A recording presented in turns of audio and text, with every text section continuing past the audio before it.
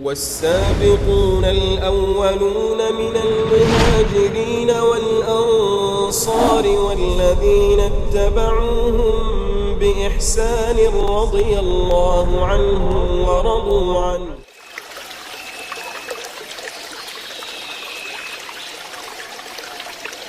بسم الله الرحمن الرحيم.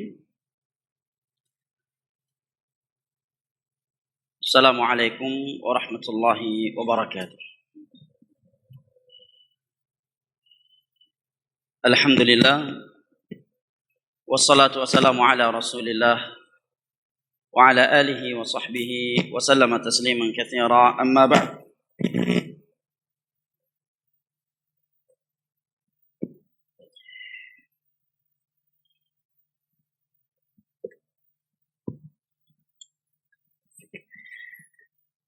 Puji dan syukur senantiasa kita panjatkan kehadirat Allah Jalla wa Ala yang telah berfirman, wa in ta'uddu ni'matallahi la tuhsuha innal insana lazalumun kafar. Dan kalaulah kalian ingin menghitung-hitung akan nikmat Allah atas kalian, la tuhsuha, niscaya kalian tidak akan mampu menghitungnya. Innal insana lazalumun kafar, sesungguhnya manusia itu pelaku kezaliman dan kekufuran. Berkat nikmat kesehatan, kesempatan dan hidayah taufik dari Allah Jalla wa'ala, sehingga pada malam yang berbahagia ini kita dapat berkumpul kembali di rumahnya yang mulia ini dalam rangka at-tawasi bil haqq wa tawasi bis sabr, dalam rangka at-tafaqquh fid din, saling berbagi dari kebaikan agama atau dunia di antara kita.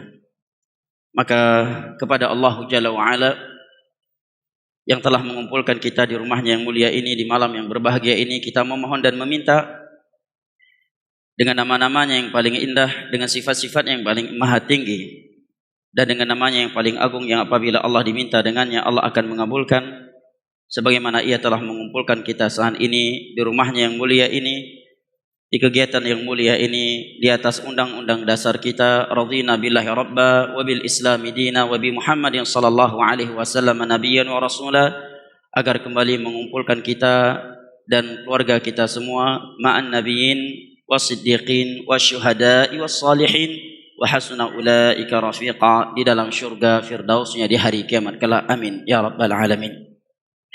Jamaah yang dimuliakan Allah, ibu bapak, saudara dan saudari yang Tuhan cintai dan hormati, rahimani wa rahimakumullah, untuk mengisi kekosongan kajian yang merupakan jadwal rutin Pak Ustadz Harith, maka insyaallah ta'ala pada malam hari ini saya akan mengajak jamaah sekalian untuk merenungi sebuah hadis Nabi SAW yang dengan keringkasan dan kesimpulannya memiliki makna dan kandungan yang sangat luas dan mencakup serta memberikan pelajaran yang tak terhingga banyak dan mulianya, yaitu sebuah hadis yang diriwayatkan oleh Al-Imam Tirmidzi dengan sanad yang disahihkan oleh Al-Allamah Al-Albani dari sahabat Abu Hurairah radhiyallahu anhu. Beliau menyatakan, su'ila Rasulullah sallallahu alaihi wasallam an aktsari ma yudkhilun nas al-jannah فقال تقوى الله وحسن الخلق وسئل عن أكثر ما يدخل الناس النار فقال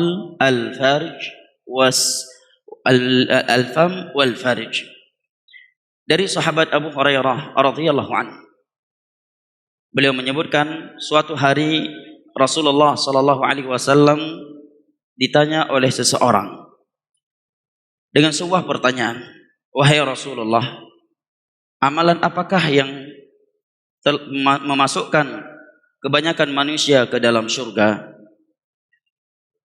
Maka Nabi pun menjawab, takwa kepada Allah dan akhlak yang mulia. Wa su'ila an aktsari ma yudkhilun nas an-nar. Dan di saat itu pula dia menanyakan hal yang lain. Pertanyaan berikutnya, wahai Rasulullah, sesuatu apakah yang paling banyak atau yang memasukkan kebanyakan manusia ke dalam neraka Allah? Maka Nabi menjawab, mulut dan kemaluan. Hadis ini diriwayatkan oleh Al-Imam Tirmidzi. Jemaah yang dimuliakan Allah, rahimani wa rahimakumullah.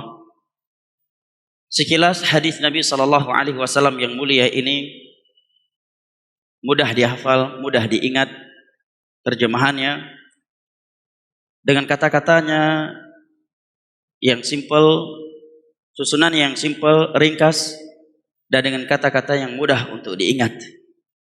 Tetapi hadis yang mulia ini, sekalipun dia hadis yang simple, hadis yang pendek, ia memberikan atau mengandung makna yang cukup luas, yang cukup mencakup dan memberikan pelajaran yang sangat banyak kepada kita umat Islam. Baik, kita mulai dari Abu Hurairah radhiyallahu anhu yang pertama. Sahabat yang meriwayatkan hadis ini sebagaimana yang telah kita simak adalah seorang yang bernama Abu Hurairah. Nama sahabat yang mulia ini sudah sangat familiar di tengah-tengah kaum muslimin, sangat masyhur. Bahkan mungkin tiada di antara muslim dan muslimah yang belum pernah mendengar nama yang mulia ini, Abu Hurairah. Bagaimana tidak, beliaulah sahabat Nabi yang paling banyak mewariskan atau meriwayatkan hadis Nabi kepada umat Islam. Apabila kita membuka seluruh kitab hadis, apakah Sahih Bukhari, Sahih Muslim, Sunan Abi Daud, Sunan Tirmidzi, Sunan Ibnu Majah, Sunan Nasa'i, Mustadrak Hakim, Mu'jam At-Tabarani Al-Kabir, Was-Saghir, Musnad Syafi'i, Musnad Ahmad, Musnad At-Tayalisi, Sunan Al-Baihaqi, Musannaf Abdul Razak, Musannaf Ibnu Abi Syaibah, Sunan Ad-Darqutni, dan kitab-kitab hadis yang lainnya, maka kita akan mendapatkan kebanyakan hadis Nabi sallallahu alaihi wasallam yang ada di dalam kitab-kitab tersebut bersumber dari sahabat yang mulia ini. Maka Imam Az-Zahabi di dalam kitab Mustalah Hadis beliau yang berjudul Al-Muqidhah, beliau menyatakan Al-Huffaz Tabaqat, fa'alahum Abu Hurairah. Para hafiz hadis itu berjenjang-jenjang, bertingkat-tingkat. Yang paling tinggi tingkatannya adalah Abu Hurairah radhiyallahu anhu. Oleh karenanya Abu Hurairah ini benar-benar dibunuh karakternya oleh kaum Syiah. Mereka menulis sebuah kitab tentang Abu Hurairah yang isinya adalah kedustaan dan pembunuhan karakter terhadap Abu Hurairah radhiyallahu anhu. Oleh karenanya para ulama mengeluarkan kaum Syiatul Rafidhah, Syiah Nusairiyah, Syiah Al-Imam Al-Ithnai Asyariyah dari kaum muslimin. Dan membunuh karakter para ulama Islam yang benar-benar mengajak kepada kebenaran, itu adalah senjata jitu orang-orang yang ingin memadamkan cahaya Islam. Karena tiada yang mampu mencela dan memerangi Islam secara terang-terangan. Dengan dibunuhnya karakter atau terbunuhnya karakter tokoh agama seperti Abu Hurairah radhiyallahu anhu yang mulia ini, maka tentunya akan ditinggalkan sekian hadis Nabi sallallahu alaihi wasallam oleh manusia yang telah termakan dengan fitnah tersebut. Demikian pula yang dilakukan oleh kaum musyrikin dan orang-orang Yahudi, Nasara serta kaum munafikin terhadap Nabi kita sallallahu alaihi wasallam di masa itu. Semuanya adalah fitnah, semuanya adalah pembunuhan karakter, berita dusta, ya, dan konspirasi yang mereka lakukan terhadap dakwah yang dibawa oleh Nabi sallallahu alaihi wasallam. Abu Hurairah beliau masuk Islam di saat terjadi perang Khaybar, tepatnya pada tahun 700 Hijriah. Maka dengan itu kurang lebih beliau bertemu dengan Nabi berapa tahun? 3 tahun. Karena ulama sejarah sepakat Nabi diangkat menjadi Nabi dan Rasul di saat beliau berumur 40 tahun. Ini enggak ada khilaf. Nabi di Madinah 10 tahun, juga tiada khilaf di antara ahli sejarah. Tetapi terjadi khilaf di antara ahli sejarah berapa lamakah Nabi di Mekah setelah diangkat menjadi Nabi. Ada yang menyatakan 10 tahun, ada yang menyatakan 13 tahun, dan ada yang menyatakan ya 15 tahun. Dan yang paling masyhur dan yang paling kuat adalah 13 tahun Nabi kita di Mekah sebagai Rasul Allah Jalla wa'ala berdakwah di jalannya. Maka dengan itu mungkin timbul pertanyaan di sebagian hati atau di hati sebagian kita. Apabila waktu pertemuan Abu Hurairah dengan Nabi, persahabatan beliau dengan Nabi 3 tahun, maka kenapa bisa beliau menjadi sahabat yang paling banyak meriwayatkan hadis Nabi kepada umat ini? Sementara di sana banyak sahabat-sahabat yang jauh lebih senior daripada beliau, seperti Khulafa Ar-Rasyidun, seperti sahabat-sahabat lainnya, 10 sahabat yang telah dijamin masuk surga dalam satu sebutan, serta sahabat-sahabat Nabi yang selain mereka. Maka para ulama hadis menyebutkan karena beberapa sebab. Yang pertama, Abu Hurairah radhiyallahu anhu mendapatkan doa khusus dari Nabi untuk dikuatkan hafalan hadisnya. Di dalam Sahih Muslim, Abu Hurairah radhiyallahu anhu mengadu kepada Nabi sallallahu alaihi wasallam sering lupa terhadap hafalan hadisnya. Maka Nabi sallallahu alaihi wasallam mendoakan beliau agar kokohkan hafalannya. Setelah Nabi berdoa demikian, kata Abu Hurairah radhiyallahu an, "Fama nasitu ba'da dzalika syai'a." Semenjak Nabi berdoa dengan doa tersebut, aku tidak pernah lupa hadis lagi. Ini dalam Sahih Muslim pada kitab Fadailus Sahabah dengan bab yang diangkat oleh Imam Nawawi keutamaan Abu Hurairah radhiyallahu an. Ini sebab pertama, doa dari Nabi sallallahu alaihi wasallam. Maka para ulama ketika mereka berbicara sebab kuat dan mudah menghafal Al-Qur'an atau hadis Nabi, maka sebutkan sebab yang utama adalah doa, jemaah. Jangan pernah kita tertipu dengan EQ yang kita miliki, karena EQ tersebut adalah dari Allah Jalla wa'ala, bukan dari kita sendiri. Imam Ibnu Hajar disebutkan dalam biografi beliau, ketika beliau berada di Mekah minum air Zam-Zam, maka beliau meminta kepada Allah agar diberikan kecerdasan, keilmuan hadis seperti Imam Az-Zahabi. Imam Az-Zahabi ini ulama besar dalam mazhab Syafi'i, satu letting dengan Imam Ibnu Katsir, salah satu murid senior Syekhul Islam Ibnu Taimiyah rahimahullahu taala. Dan Imam Ibnu Hajar ketika minum air Zam-Zam, beliau berdoa kepada Allah, ya Allah, jadikanlah aku seperti Imam Hafidh Az-Zahabi.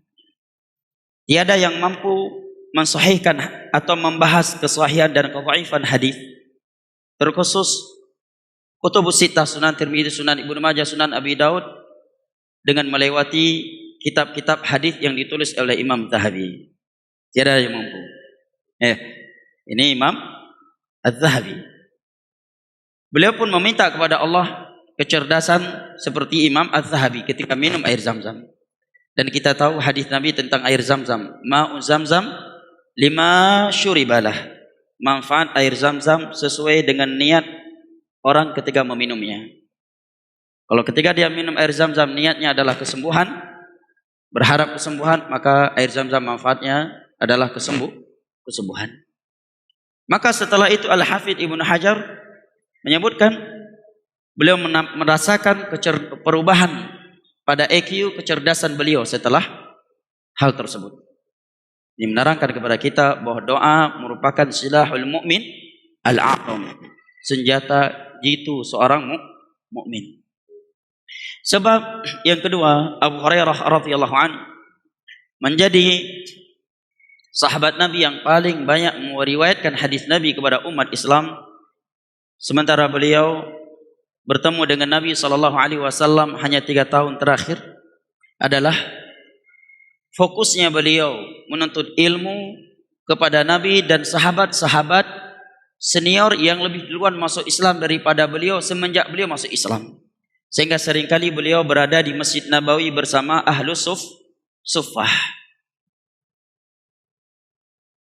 Sampai-sampai suatu ketika dalam riwayat yang diriwayatkan oleh Imam Muslim dari Abu Hurairah radhiyallahu an, suatu ketika beliau pernah jatuh tersungkur antara mimbarnya Rasulullah sallallahu alaihi wasallam dengan kamar Aisyah. Apa namanya ini? Raudhah. Ya. Aku jatuh tersungkur karena kelaparan yang luar biasa yang menimpaku. Karena fokus menuntut ilmu di sisi Nabi. Seperti sebagian orang belajar, ya, karena banyak tugas di kampus, bu bunga hana kinang lom, bu teput hana kinang lom, bu malam hana kinang lom, lehnya mesempom. Pahit ilmu agama sibuk. Ya. Para sahabat sebaliknya, mesempom di Raudhah Abu Hurairah karena dak tahan. Bahkan dalam riwayat yang lain, suatu hari beliau pernah mengingkat perutnya dengan batu karena kelaparan yang luar biasa. Fayaji'ul ja'i fayadh'u rijlahu fi 'unuqi. Datang seseorang, dia meletakkan kakinya di leherku. Dia kira aku sedang kesurupan atau gila. Wa ma bi illal ju', padahal aku tersungkur karena lapar, bukan karena kesurupan atau gila. Perjuangan Abu Hurairah di dalam menuntut ilmu agama 3 tahun karena beliau merasa dirinya telah dapat hidayah, sementara Nabi sudah menjadi Nabi 13 tahun di Mekah dan 7 tahun di Madinah, sudah 20 tahun. Nabi menjadi Rasul Allah, Abu Hurairah belum masuk Islam. Sementara di sana ada anak-anak yang mereka jauh lebih muda telah mendahului Abu Hurairah dalam keislaman. Maka beliau merasa tertinggal, telah dapat hidayah. Tetapi beliau tidak mau tertinggal dalam ilmu dan keutamaan belajar agama. Maka sehari-harinya beliau menuntut ilmu, fokus menuntut ilmu di sisi Nabi di dalam masjidnya. Dan ketika Nabi di luar masjid, bahkan terkadang ketika Nabi di dalam rumahnya, Abu Hurairah seringkali dipanggil oleh Nabi SAW ketika datang kepada beliau sedekah atau hadiah makanan, mengajak Abu Hurairah makan bareng bersama beliau. Kecuali sedekah, maka Nabi hanya memberikan kepada Abu Hurairah dan ahlu sufah tanpa memakannya. Karena Nabi, keluarga ahlul bait tidak boleh makan zakat. Maka aneh kalau ada yang ngaku keturunan Nabi menyatakan dirinya Said tapi zakat yu'tid. Ya, zakat dia terima. Ya, ini ahlul bait atau Said kaleng-kaleng namanya. Ahlul bait ketentuan Islam tidak boleh menerima zakat walaupun dia miskin. Ya, ini konsekuensi menjadi keturunan Nabi sallallahu alaihi wasallam karena itu adalah keutamaan yang sangat mulia apabila dia mengikuti Rasulullah sallallahu alaihi wasallam, bukan semata-mata nasab tanpa iman dan amal. Karena Abu Lahab apa Nabi tidak menjadi mulia dengan nasabnya tersebut tatkala tidak beriman dan beramal saleh. Selain kepada Nabi, Abu Hurairah belajar kepada sahabat-sahabat senior, mendatangi Abu Bakar, Umar, Uthman, Ali dan sahabat-sahabat lainnya menanyakan ilmu agama yang pernah Nabi sampaikan. Di sana Abu Hurairah masuk ke dalam Islam. Ini menerangkan kepada kita semangat, keseriusan dan ketawadhuan sahabat Abu Hurairah di dalam menerima ilmu, dan Allah telah menetapkan ilmu tidak akan diperoleh kecuali oleh orang-orang yang memiliki kerendahan hati. Dan Nabi bersabda, "Wa ma tawadhu ahadun illa rafa'ah." Tiada seseorang yang merendahkan dirinya karena Allah, melainkan Allah akan mengangkat dia. Hadis riwayat Imam Muslim dari Abu Hurairah radhiyallahu anhu. Seorang ulama tabi'in yang bernama Mujahid menyatakan, "La yanalul ilm mustahin wala mustakbir." Ada 2 golongan manusia yang mereka mati dalam kebodohan, tidak akan pernah mendapatkan ilmu agama. Yang pertama mustahin, malu-malu. Nek belajar ikra, tahsin, anapah tagai katuha, itu pelian remaja masjid anjid baca Al-Quran. Ba peten malai, truk malaikat lemut mati dalam keadaan anjid baca Al-Quran. Ba peten malai beno. Apabila halaqah Al-Quran, Ustaz hanya punya 1 waktu, tidak bisa memberi khusus waktu untuk dia. Kalau ikut di halaqah tersebut malu. Itu pilihan yang mudah. Tanya Tuhan, anapah bacaan lom, anapah tagai tang. Laki watai khusus hana wataili ba betul malai mati dalam keadaan hanaji baca Al-Quran dong. Ba betul malai hana mumphum tata cara salat. Enggan belajar fikih salat, enggan belajar fikih wudu, enggan bertanya tentang fikih umrah haji sehingga dia melakukannya dengan kebodohan. Ba betul malai. Wala mustakbir. Golongan yang kedua sombong. Angkuh. Anak maya berusaha kayak purno tayo. Baru 2 minggu ijak luar negara kayak pegah yang kengken. Ya, bak pedang gengsi. Apalagi dengan kaedah saya lebih duluan makan garam. Ya kan? Padahal belum tentu orang yang lebih duluan makan garam yang dia makan lebih banyak daripada orang yang lebih muda darinya. Ada orang memang telat makan garam, tapi sekali makan 2-3 karung. Itulah logikanya, ya kan? Makanya di dalam ilmu hadis ada sebuah bab berjudul Riwayatul Asagir Anil Akabir. Riwayatul Akabir Anil Asagir. Periwayatan hadis dari ulama-ulama senior di masanya dari murid-murid mereka sendiri. Contohnya Imam Zuhri, ulama tabi'in. Beliau ulama hadis yang pertama kali membukukan hadis Nabi secara umum tanpa judul karena perintah Umar bin Abdul Aziz sebagai khalifah saat itu. Di antara murid senior beliau Imam Malik, gak tabi'in. Imam Malik tabi'in. Didapatkan sekian riwayat Imam Zuhri adalah dari muridnya tersebut, Imam Malik. Ketawadhuan yang luar biasa dari mereka para ulama. Contoh lainnya disebutkan oleh Al-Imam Al-Bukhari dalam Kitabul Ilm dari sahihnya, beliau menyatakan babu rihlah fi talabil ilm. Pentingnya rihlah demi mencari ilmu agama. Kemudian beliau menyatakan faqad rahala Jabir bin Abdullah ila Abdullah bin Unais masirata syahrin li haditsin wahid. Sungguh sahabat yang mulia Jabir bin Abdullah radhiyallahu anhu menempuh sebuah perjalanan yang menghabiskan waktu 1 bulan penuh demi mendengar satu hadis Nabi dari sahabat yang bernama Abdullah bin Unais. Para ulama yang mensyarah hadis ini menyatakan hadis yang beliau kejar tersebut telah beliau ketahui dari orang lain yang asalnya dari Abdullah bin Unais, kemudian dari Nabi, tetapi beliau ingin mendengarnya langsung dari Abdullah bin Unais. Yang mana Abdullah bin Unais ini dari sisi senioritas atau kemuliaan dalam Islam tidaklah lebih mulia daripada Jabir bin Abdullah radhiyallahu anhu. Jabir salah satu sahabat Nabi yang banyak meriwayatkan hadis Nabi kepada umat ini. 1 bulan penuh perjalanan dari Madinah ke Syam. Itu tanpa hana kepio-pio bawa orang kopi JP Espresso atau Americano, hana tu mepio. Ya, berjalan dengan serius ya, dari Madinah ke Syam. Demi sebuah hadis yang ingin beliau dengar langsung kepada sahabat Abdullah bin Unais yang meriwayatkan hadis tersebut kepada Nabi, dan hadis itu telah beliau ketahui tetapi dari orang lain yang mendengarnya dari Abdullah bin Unais. Demikian detailnya para sahabat Nabi dalam meriwayatkan ilmu agama. Terkhusus Jabir, sehingga mungkin Jabir ya sembarang meriwayatkan tentang salat tarawih Nabi sallallahu alaihi wasallam. Begitu detail dan seriusnya mereka para sahabat Nabi di dalam meriwayatkan hadis Nabi sallallahu alaihi wasallam kepada umat Islam. Baik.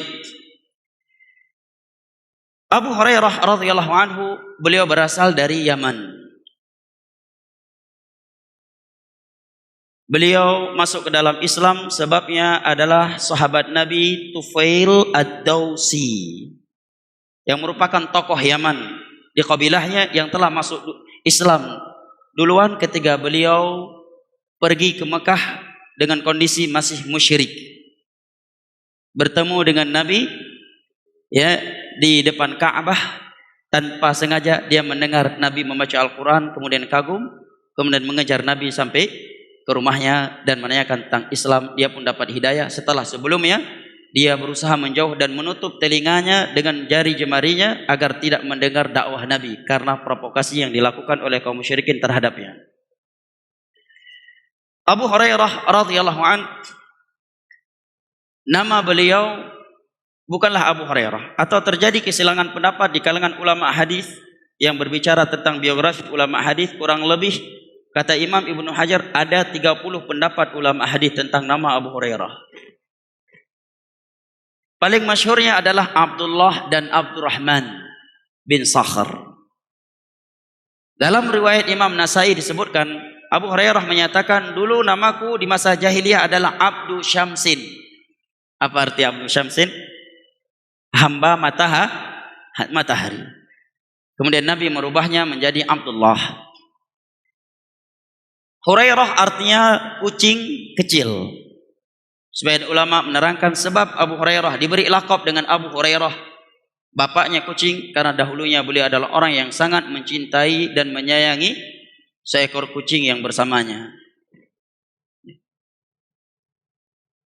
Tentunya lakab yang seperti itu dilihat apabila lakab tersebut tidak menyakiti dan merendahkan seseorang, karena hukum asal di dalam memberikan gelar adalah firman Allah, wala tanabazu bil alqab bi'sasmul fusuqu ba'dal iman. Janganlah kalian memberikan lakab-lakab yang tidak baik kepada manusia. Artinya baik sampai dengan sirah biografi Abu Hurairah ini kita kiaskan kepada tetangga kita yang benar-benar cinta sama ayamnya, tabuhnan Abu Ayam, Abu Mano. Atau dia sangat cinta kepada kambingnya, Abu Ghanam, berarti Abu Kambing. Atau dia sangat sayang kepada sapinya, tabunan dayo tak kias Abu Hurairah, anam papa hidup kias Abu Bakarah. Ini kena firman Allah, wala tanabazu bil alqab.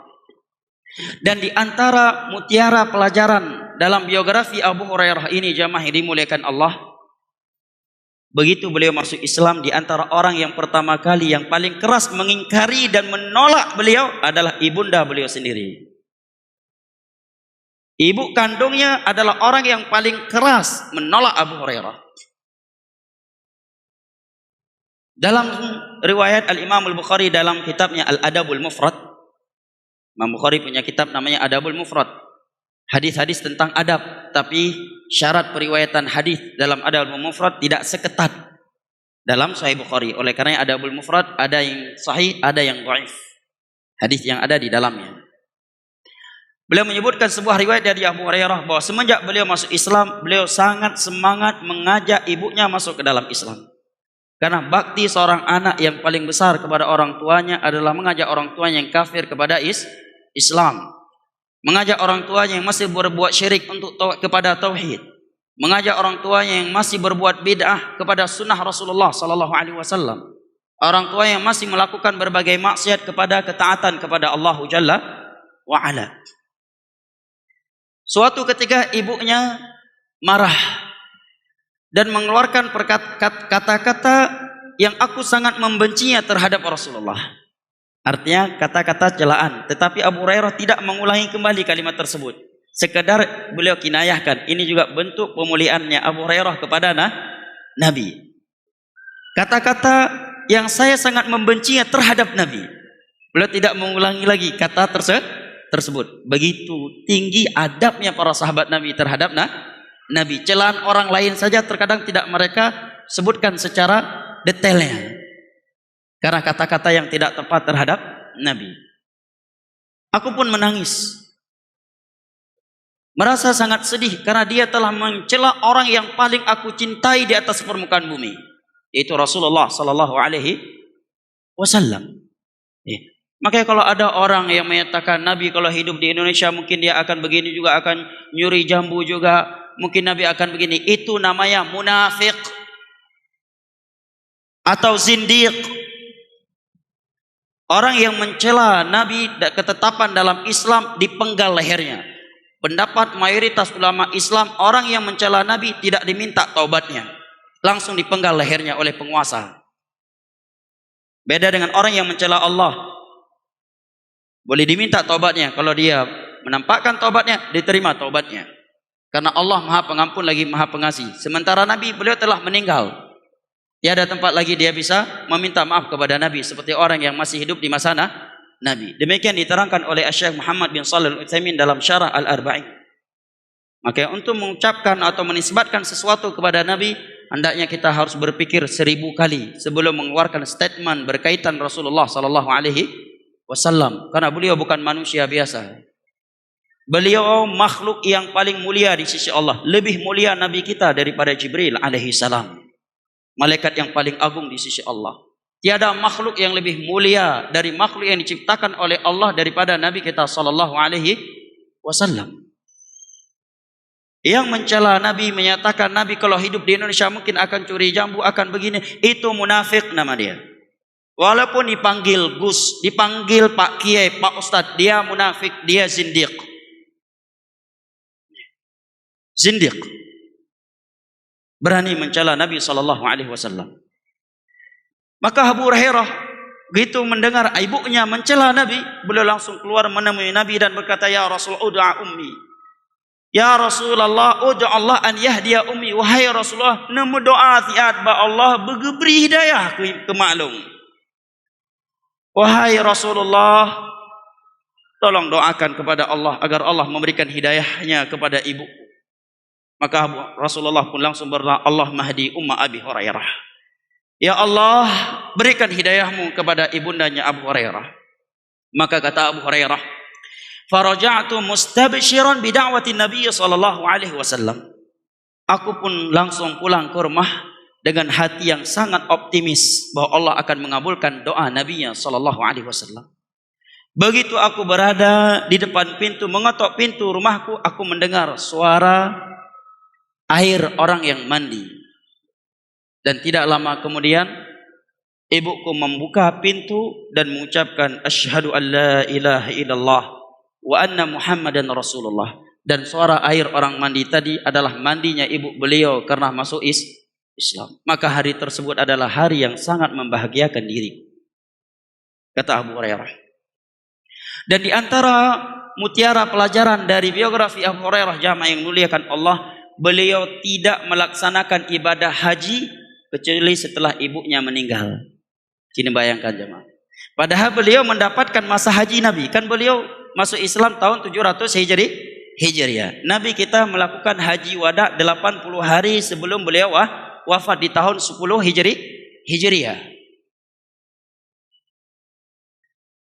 Dan di tahun ke-8 Nabi melakukan Umratul Qadha. Umrah beberapa kali sebelum haji. Kurang lebih 4 kali umrah. Kata para ulama yang membicarakan biografi beliau, Abu Hurairah tidak melaksanakan ibadah haji kecuali setelah ibunya meninggal. Fokus berbakti kepada ibunya. Padahal haji yang melakukan haji di saat itu Rasulullah. Bersama Rasulullah Abu Bakar, Umar, Uthman, Ali, manusia-manusia terbaik di atas permukaan bumi. Setelah para nabi dan para rasul, beliau tinggalkan demi berbakti kepada ibunya. Setelah ibunya meninggal, baru beliau melaksanakan ibadah haji setelah Nabi SAW wafat. Zaman sekarang, sebagian anak muda meninggalkan orang tuanya sendirian di rumahnya karena malam mingguan. Ya, pemain diusnya. Alasan tunangan tuh. Ikram ka tunangan kaji cukai anak gedeput tetap desa. Alasan ka tunangan sebagian anak muda lawa yo kira kaji cukai. Maka haji jangan buat tunangan, langsung akad. Tunangan khawatir akan menjadi pintu zina jemaah. Selama belum akad, mereka tidak boleh berkhalwat, apalagi bersentuhan. Kalau berani bersentuhan dengan tanpa mahram, diancam oleh Nabi, an yut'ana fi ra'si bi mikhyatin min hadid, ditusuk kepalanya dengan jarum daripada besi. Itu lebih baik daripada dia menyentuh, berjabat tangan dengan wanita yang bukan mahram. Jangan main dengan dosa itu. Apalagi lebih dari itu. Karena sebagian anak muda alasan kaijo cincin tunangan, dikira kaji tunangan kaji FPP Honda, ya bapak saya rebu. Ya. Ini bisa menjadi pintu zina jemaah. Anakmu nikah, langsung buat akad. Kalau belum akad, nggak usah buat tunangan. Tunggu dulu. Itu pintu zina. Lihat Abu Hurairah jemaah. Tidak ikut haji bersama Nabi SAW karena fokus mengurus ibu. Yang muda laweknya itinggai ya hai kampung yang belang ini. Bukan untuk ketaatan, bahkan untuk melakukan maksiat. Padahal di dalam Islam, hak orang tua itu langsung setelah haknya Allah Subhanahu wa taala. Coba perhatikan ayat-ayat yang memerintahkan kita berbakti kepada kedua orang tua. Mulai surat Al-Baqarah, mulai surat Al-An'am, Al-Isra, atau surat yang lainnya, semuanya datang setelah perintah menyembah Allah. Wa'budullaha wa la tusyriku bihi syai'a wa bil walidaini ihsana wa qadha rabbuka alla ta'budu illa iyyahu wa bil walidaini ihsana. Dan cukup seorang anak itu dikatakan anak yang durhaka kepada kedua orang tuanya dengan dia mengeluarkan kata kepada orang tuanya. Hati jemaah. Dengan dia mengatakan kepada orang tuanya, dia sudah cukup dikatakan sebagai anak durhaka di dalam Islam. Allah berfirman, "Wa bil walidaini ihsana. Imma yablughanna 'indakal kibara ahaduhuma aw kilahuma fala taqul lahumu uff wa la tanharhuma wa qul lahumu qawlan karima." Apabila salah satu atau kedua orang tuamu yang sudah tua renta tinggal bersamamu, ini kan di kondisi orang tua yang paling berat seorang anak tulus merawatnya, betul? Ya kan? Kalau ada anak muda mampu berbakti sama orang tuanya yang masih muda, itu nggak luar biasa, itu lumrah. Apalagi orang tua yang masih memberi biaya untuk dia, masih tinggal di rumah orang tuanya, ya kan? Bahkan orang tua yang merawat anaknya, merawat dirinya, bahkan dia mampu berbakti kepada orang tua seperti ini, itu bukan sesuatu yang luar biasa. Justru dia kelewatan kalau tidak berbakti kepada mereka. Yang luar biasa itu adalah seorang anak yang mampu berbakti kepada kedua orang tua atau salah satunya yang sudah tua renta dan tinggal bersamanya. Yang berat aja, orang tua belum kajawai. Ciata gitu irmo. Ya, mesti per dengan mbak ruang tamu misalkan. Kadang tayong tengah daduk ngenjami geram ngenjipe, hana kabibu dari buno bengah ka. Padahal baru tanya apa jawabu. Kalau gaya anak maya. Ya. Kalau tidak ikhlas seorang anak dan tidak taat kepada Allah yang memerintahkannya untuk berbakti kepada orang tuanya, ke panti jompo dikirim orang tuanya. Ke panti jompo dikirim orang tuanya. Apalagi kalau orang tuanya dulunya tidak mendidik dia dengan benar. Bak panti jompo peduk deh. Minggu 3 ya jemput nyampi mena wate kosong. Mi hanti bulan 3 ya jemput.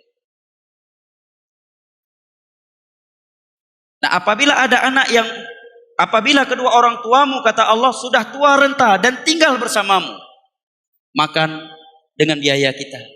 Ya, dia udah stroke, kotoran kita yang bersihkan, harus kita bersihkan. Suka buang kotoran sembarangan, suka mengeluarkan kata-kata kotor. Bahkan mungkin ketika kita memiliki teman-teman atau relasi kita datang ke rumah bertamu, dia mempermalukan kita di depan tamu. Ya.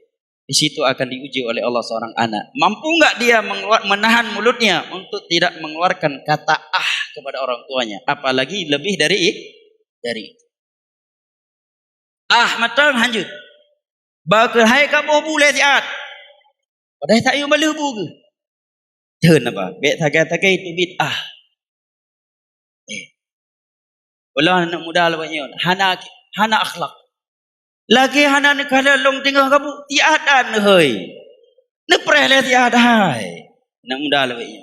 Ditampa le malaikat baru diperoi. Subhanallah. Allah katakan apabila kedua orang tuamu sudah tua renta dan dia tinggal bersamamu. Sudah lumpuh, sudah stroke, kajawai. Kotorannya berserakan di rumah.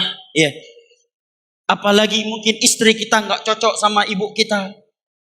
Itu ujian paling besar. Maka kata Allah, kalau orang tuamu sudah seperti itu, fala taqul lahum maaf. Jangan coba-coba kamu katakan kepada kedua mereka. Saja enggak boleh. Apalagi lebih dari itu. Cukup seorang anak dikatakan anak yang durhaka dengan mengatakan kepada orang tuanya. Dan Nabi menyatakan la yadkhulul jannata 'aq. Seorang anak yang durhaka tidak akan masuk surga. Dan Nabi menyebutkan dalam hadis Sahih Bukhari bahwa dosa durhaka kepada orang tua adalah dosa yang paling cepat Allah balas di dunia secara kontan sebelum di akhirat. Disebutkan dari sejarah ulama salaf, ada seorang ayah ditampar oleh anaknya di halayak keramaian. Kemudian ada orang yang bertanya, "Pakan hanung balah?" Dijawab, "Legayan, ino ke tempat awailong tanpa urung silo. Balah kontan li Allah ino. Maka jika bang balah." Ditampar oleh anaknya, dia tidak membalasnya. Orang berkata, "Kenapa kamu tidak balas?" Dia katakan, "Disinilah aku dulu menampar orang tuaku." Dibalas kontan oleh Allah di dunia. Sebelum di akhirat. Saya nggak boleh. Lihat jemaah, betapa penting anak kita hadir majelis ilmu agama. Anak dari bengah sampai malam, yang golong sakaratul maut bawa orang kopi. Pajai itu dengar hadis lagi, ayat lagi. Bengah ya acan bibedah dari dipaih kau orang kopi sampai luhur ini. Luhur sampai seput, kemudian jak dikata leh mana seput sampai solat tahajud ini. Ya, bawa orang kopi. Pajai itu dengar lagi jemaah. Bagaimana kita berharap mereka berbakti menjadi anak yang saleh sedangkan mereka jauh dari rumah Allah Jalla wa'ala dan dari kajian-kajian sunnah. Suatu hari datang sahabat Nabi kepada Nabi, meminta izin ikut jihad bersama Nabi. Jihad sama Nabi, bukan sama orang lain. Mujahidnya, pimpinannya, pemimpin jihad saat itu Nabi. Apa kata Nabi kepadanya? "Ahayyun walidak?" Apakah kedua orang tuamu masih hidup? Dia menjawab, "Iya wahai Rasulullah." "Fafihi fajahid." Berjihadlah kamu dengan mengurus berbakti kepada kedua orang tuaku. Jangan ikut jihad bersamaku. Lihat bagaimana kedudukan orang tua dalam Islam. Sebagian anak-anak zaman sekarang durhaka sama orang tua karena get-getnya. Get-get atau gat-get? Gadget. Bahasa milenial. Al-muhim HP. Ya. Dengan gamenya. Bahkan sebagian mereka bertengkar. Imelah ya gara-gara game. Katrip dah bawa net. Gijak ya. Getampai kengan. Pedang gengsi. Imelah kan ya. Talu pula ya. Imelah kan ya. Bahkan yang terjep tubit parang. Ancam ya. Jadi kira enggak ada. Laki warisan. Yang kai luar ya ceh terjadi. Ya ngan ma iplah ngan parang. Terjadi atau enggak di Aceh? Beberapa tahun yang lalu sebuah daerah di Aceh iplah ya ngan ma ai. Ngan parang mandua meninggal. So salah di antara sebab kesalahan orang tua yang tidak mendekatkan anaknya di masa dini dengan ilmu agama. Ulama salaf menyatakan al-waladu kal waraqatil bayda taktubu fiha ma tasha. Anak kecil itu seperti lembaran putih. Kamu bisa menulis warna apa saja di atasnya. Artinya apa yang diisikan kepadanya di masa kecil, itulah yang akan menjadi karakter dia ketika dia dewasa. Tapi karena orang-orang kafir tidak mau anak-anak muslim berada di akhlak Islamiyah, maka mereka buat kaedah-kaedah di dalam ilmu psikolog yang bisa merusak akhlak seorang anak. Jangan terlalu dekat dengan agama, nanti stres dia. Jangan terlalu tegang. Pelan-pelan aja, biasa-biasa saja. Biasa enggak sholat, biasa ya mingguan, biasa pacaran. Nanti stres dia. Dijauhkan dari ilmu agama. Maka kata seorang ulama tabi'in yang bernama Ayyub As-Sikhtiyani. Kata beliau, "Min sa'adatil hadath an yuwaffiqahu Allah li alimi sunni fi awali amri." Merupakan bukti tanda seorang anak itu akan bahagia, akan sukses masa depannya adalah di masa kecilnya dia sudah belajar kepada alim sunnah, kepada orang yang berilmu di atas sunnah Rasulullah sallallahu alaihi wasallam. Ini beberapa pelajaran dari kisah Abu Hurairah. Baik, karena waktu yang sudah habis, kita baru biografi Abu Hurairah. Mudah-mudahan di pertemuan lainnya kita dapat melanjutkan mensyarah hadis Nabi sallallahu alaihi wasallam. Baik, di sini ada pertanyaan. Assalamualaikum Ustaz, bagaimana hukumnya orang yang menyanjung Rasulullah Sallallahu Alaihi Wasallam dengan cara lagu-lagu salawat? Barakallahu fik. Tiada manusia yang lebih memuliakan dan mengagungkan Rasulullah Sallallahu Alaihi Wasallam ketimbang para sahabat. Lagu sudah ada di masa itu dan mereka bisa berlagu, tapi mereka tidak pernah melakukan salawatan kepada Nabi. Apalagi salawatan koplo-koplo koplo. Ya, salawatan koplo-koplo. Di pegat dangdut ada pentas. Kata para ulama, dosa orang seperti ini lebih besar daripada orang yang sama sekali tidak melakukannya. Ada yang menyebutkan kepada beberapa sahabat Nabi atau ulama tabi'in, ada orang yang berzikir kepada Allah di saat dia sedang minum khamar, berzina dan mencuri. Kata, jika saya nggak salah ingat, Abdullah bin Umar, Allah membalas zikir dia tersebut dengan melaknatnya, karena itu sama saja memperolok-olok agama. Lagu dan nyanyian Nabi mengharamkannya, kita justru bersalawatan kepada Nabi dengannya. Di dalam surah Luqman Allah berfirman, wa minan nasi may yashtari lahwal hadits liyudilla an-nas an sabilillah. Kata Abdullah bin Mas'ud, saya bersumpah dengan nama Allah, yang dimaksud oleh Allah dengan dahwal hadis yang Allah cela dalam ayat ini adalah nyanyian, musik dan nyanyian. Dalam hadis riwayat Abu Daud, Nabi menyatakan, la yakunanna aqwamu min ummati man yastahillul hirra wal harira wal ma'azif. Di akhir zaman nanti akan ada dari umatku yang ditokohkan, yang disebut ustadz, pak kiai, ataukah dengan sebutan-sebutan agama lainnya, yang menghalalkan prostitusi, menghalalkan kain sutra buat kaum lelaki, dan menghalalkan musik dan nyanyian. Sahabat, tabi'in, tabi'ut tabi'in, dan 4 imam mazhab, silahkan ikut mazhab mana saja, sepakat haramnya musik dan nyanyian. Kalau ada yang berkata ini kan musik atau nyanyian Islami, kalau demikian boleh juga zina selama zina Islami. Kiban zina Islami ipakai jilbab. Tabi salim datang rumah ji. Iya, ahlan wa sahlan wa marhaban ibalah liji. Iya, kajid halim gara-gara Islami. Karena Nabi menyebutkan hukum musik berbarengan dengan prostitusi. Kalau ada musik Islami berarti ada pula zina Islami. Andai kata ada musik Islami, maka masa Nabi adalah waktu yang paling tepat, paling sempurna untuk menyanyi dengan nyanyian Islami. Karena mungkin para sahabat gebi izin oleh Allah dan Rasulnya untuk menyanyi, mereka pakai dangdutan, koplo-koplo, jazz, apa lagi, dan yang semisal dengan pasti kasidah Islami, tapi mereka tidak melakukannya. Bahkan di masa itu, jangankan kaum muslimin, orang jahiliyah saja memandang rendah orang yang menyanyi dengan musik.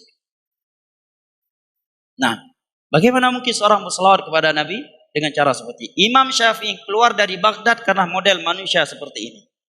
Beliau menyebutkan, dalam biografi beliau disebutkan, beliau menyatakan bahwa tidaklah aku keluar meninggalkan Baghdad kecuali karena banyak manusia yang menyanyi dengan alasan kasidah-kasidah Islami. Dan beribadah dengan nyanyian itu budaya orang Nasrani, bukan budaya Islam. Dan itu sebab Salman Al-Farsi awalnya pindah dari agamanya Majusi kepada agama Nasrani. Karena beliau tertarik ketika melihat orang Nasrani beribadah dengan nyanyian dalam gereja mereka di Persia. Setelah itu sekian lama baru beliau dipertemukan oleh Allah dengan Rasulullah Sallallahu Alaihi Wasallam sehingga beliau menjadi sahabat Nabi. Beribadah dengan nyanyian itu budaya Nasrani, dan sungguh benar berita Nabi, tiada suatu budaya Yahudi dan Nasrani melainkan ada dari umatku yang akan mengikutinya. Dan andai kata dari umat Yahudi dan Nasrani ada yang berzina dengan ibu kandungnya sendiri alaniatan secara terang-terangan, maka akan ada dari umatku yang ikut melakukannya. Dan Nabi menyatakan, man tasyabbaha biqaumin fahuwa minhum. Barang siapa yang menyerupai suatu kaum, maka dia bagian dari kaum tersebut. Karena waktu yang telah habis, kiranya ini yang dapat Lon Tuhan sampaikan, lebih dan kurangnya Lon Tuhan mohon maaf. Sisa pembahasan mudah-mudahan dapat kita lanjutkan di pertemuan lainnya. Wassalamualaikum warahmatullahi wabarakatuh. Subhanakallahumma wa bihamdika.